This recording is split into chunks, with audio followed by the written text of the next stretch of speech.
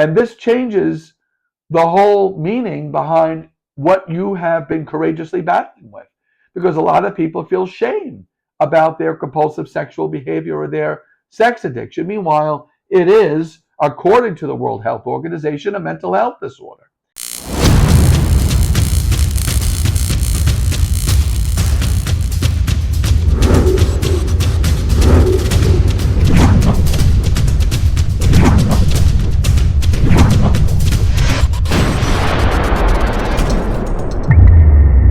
Hey guys, I'm behavioral health and sex addiction recovery coach Rob Lopicola, and if you're battling with compulsive sexual behavior or sex addiction, or perhaps you're battling with drug use, methamphetamine, GHB, poppers, or alcohol to enhance your compulsive sexual behavior or sex addiction, you're in the right spot. I strongly suggest you subscribe to my channel right now, as I post a new video every week to help you change and transform your life from one that is sex addicted to a life of healthy sexual expression. I want to help you break your pattern of shame and guilt, regret, and isolation in your sex addiction. Most sex addicts are putting areas of their life at risk, whether their marriage, their career, their reputation, their financial stability, their future, their freedom perhaps. And if you are putting any area of your life at risk because of your sex addiction, I strongly suggest you go to my link below or my website, sexaddictionrelief.com. Watch my free 10-step, 30-minute strategy session.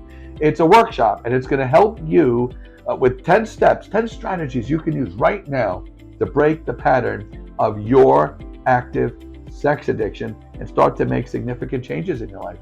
I had to make significant changes. I had a coach who helped me change my mindset, and that's the trick. That's the ultimate solution to your sex addiction, to change your mindset. You must change how your mind works. Your mindset, the way your brain works, the way you think, brought you here, where you're at a point of desperation, where you're feeling hopeless and you're filled with shame. That mindset needs to be changed, because if you try to fix your problem with the mindset that brought you here, it won't happen. You'll go more and more years trying to change your life with that same mindset.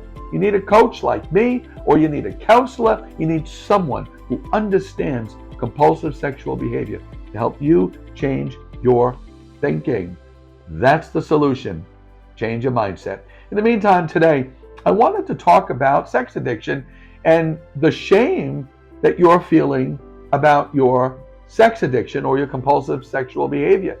And that's probably one of the most detrimental consequences of sex addiction is the shame, the self-deprecation, the self-loathing, the self-hatred, talking down to yourself, feeling like you're a sham or a bluff or an empty show, and wearing masks in life because you don't want to reveal truly who you are, because you have so much shame about the part of you, that small part of you that is sex addicted. And with that, all that shame that you carry, that bag over your shoulder is so heavy. And I know you're exhausted, I know you're tired, and I know you want to change and you want to get over this and you want to have a new life where you don't have this addiction, where you don't have the shame and the guilt and the regret. Well, I want you to understand something very clearly today, that this addiction that you're battling, that you have been courageously carrying for so long, is not, now listen to me, it's not a moral failing. It's not about you being a bad person. It's not about you being less human or inferior to other human beings. It is truly a mental health disorder, just like alcoholism, drug addiction, gambling addiction. The World Health Organization now classifies compulsive sexual behavior as a disorder, CSBD.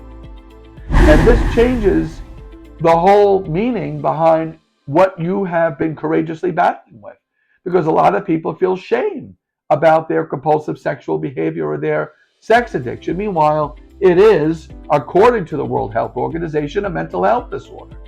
And I want to talk with you about the signs and symptoms of compulsive sexual behavior disorder. So let's talk about, according to the World Health Organization, here are the signs and symptoms. Number one, disregarding one's own health, safety, and well-being. Number two, Secrecy and deceit around sexual behaviors. Number 3, feeling dissatisfied and irritable if you cannot access sex. Number 4, compulsive behaviors that do not take into account your partner's feelings. Number 5, lack of intimacy with partners or avoidance of intimacy. And number 6, constantly seeking new and better experiences. According to the World Health Organization, these are the main, if you will, signs and symptoms of you having compulsive sexual behavior disorder, a mental health disorder. And how it's treated, well, there's several ways how it's treated according to the World Health Organization. 1, treatment usually involves talk therapy, medicines, and self-help groups. And number 2, the goal of treatment is to help manage urges and reduce problem behaviors. Now, I'm a behavioral health and sex addiction recovery coach. And all my programs, all of my coaching, the premise is changing your mindset, changing how you perceive your addiction, changing how you think, changing how you look at your addiction, and coming to understand what urges and cravings are. And I want to give you a little idea today in my coaching programs, and in addition, the talk therapy, if you will. Now, I'm not a therapist, I'm a coach. I'm a certified life coach, behavioral health coach, transformation specialist, and I work with changing how your brain works. I'm also a certified brain fitness coach. The brain must be changed. The rewiring of the brain is necessary for you to overcome this mental health disorder. You change your thinking, you change your life, and you will overcome this horrific addiction that has taken control of your life for far, far too long. You have to change how you perceive your addiction. I want you to understand something. I have a program called the Addiction Transformation Formula.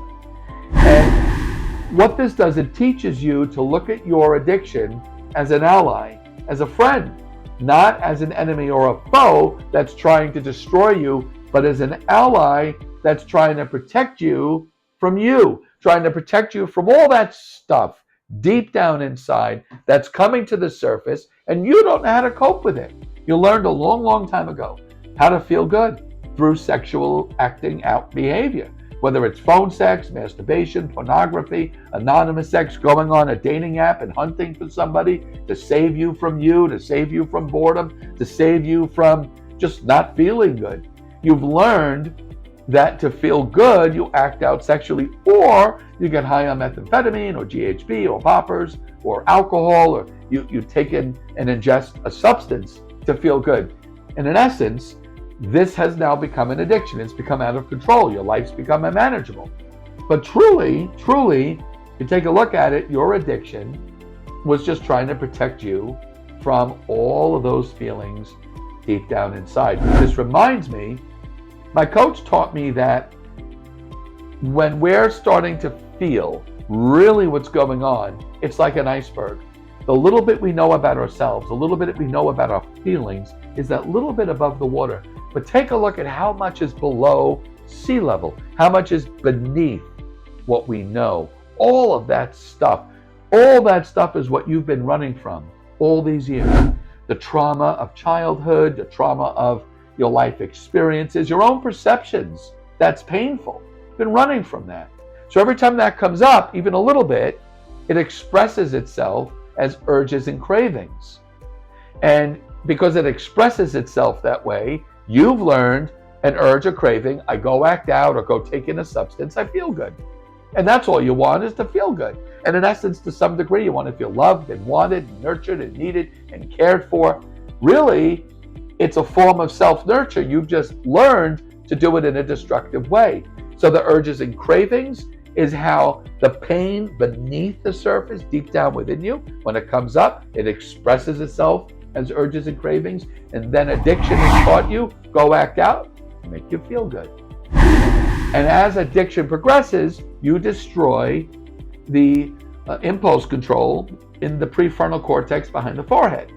Now that you're active in addiction and you're progressing in your addiction, you're losing impulse control progressively through the years, where ultimately you don't have any more impulse control. You just act on whatever it is you want to do, not realizing or reasoning through the consequences that you may have to endure. You put everything on the back burner: your family, your friends, your spouse, your career, your life, your reputation, your financial stability, maybe your future, maybe your freedom. You put it all on the back burner because you're lacking impulse control. So there's a whole bunch of aspects of your addiction, and what I want to help you do as a coach, I want you to understand urges and cravings, what that's all about. I want you to change how you perceive your addiction and realize it's your ally, it's not your enemy, and what it learned and why it's doing what it's doing, and how to change that. Change your mindset, change how you think, and learn how to deal with feelings, and then live in a way that is productive and positive to deal with those feelings,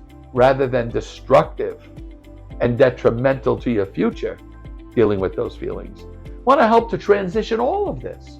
Understand your urges and cravings. Understand what's happening to your prefrontal cortex when it comes to impulse control. Understand what your addiction is here for. Why is it here? How is it your ally? How can you change your addiction so it help you in constructive, positive, upbuilding ways? So much we have to do, but the main focus of all of this, changing your mindset, changing how you think, and understanding that there does not need to be shame and guilt behind your compulsive sexual behavior once you understand it is a mental health disorder. If someone were to get sick with the flu or were to get cancer, would you be mad at them? Would you be mad at someone you loved who got cancer or the flu? Well, you wouldn't be, because they got sick. Well, that's one way for you to understand yourself. Are you mad at yourself for having a mental health disorder? Sort of a disease, if you will, or a cancer of your spirit. It's a spiritual malady. You have a mental health disorder. It's not a moral failing. And once you really can understand that, you can start developing a new respect for your addiction and do something about it. Realize you're an incredible, incredible person. You have so much potential and beauty that you can achieve in life without fail.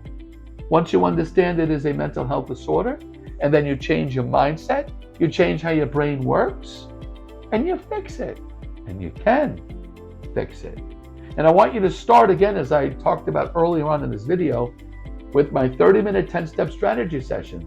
10 steps to change your life from a life that's sex addicted to a life of healthy sexual expression. I'll have the link below. Go to my website, sexaddictionrelief.com.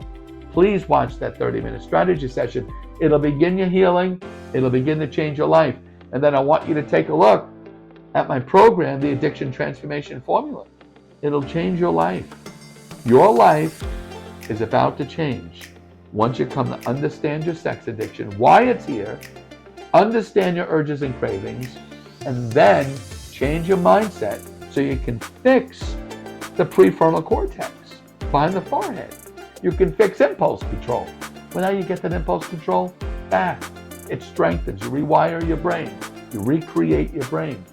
You can do it, and I want to help you get there.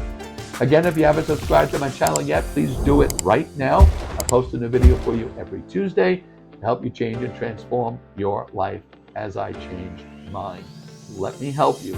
I'm here for you. Thanks so much for being with me today. You have a great day now. Bye-bye.